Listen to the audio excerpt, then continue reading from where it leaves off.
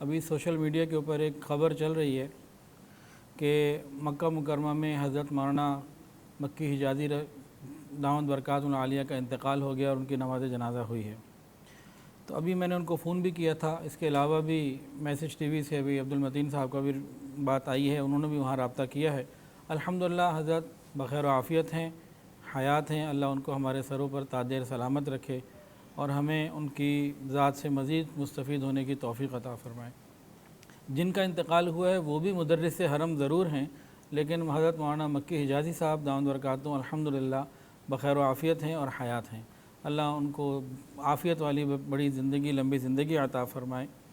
تاہم ایک اور چیز اسی خبر کے حوالے سے ہمارا ایک وتیرہ ہی بن گیا ہے کہ کوئی خبر آئے تو تصدیق کیے بغیر فوراً آگے سے آگے چلا دیتے ہیں۔ یہ بہت خطرناک روش ہے اور حدیث کے اندر آتا ہے انسان کے جھوٹا ہونے کے لیے کافی ہے کہ وہ آئی ہوئی بات کو بس آگے چلا دے اور اس کی تصدیق نہ کرے۔ تو محتاط رہنے کی ضرورت ہے اور تصدیق کرنے کی ضرورت ہے، اور سوشل میڈیا کے اوپر تو آج بہت زیادہ چیزوں کی تصدیق کرنے کی ضرورت ہے کہ بہت دفعہ میرے ساتھ بھی ہوا کہ کسی چیز کے بارے میں معلومات کی تو معلوم یہ ہوتا ہے کہ جی حقیقت کچھ اور ہے، بات کچھ اور ہے۔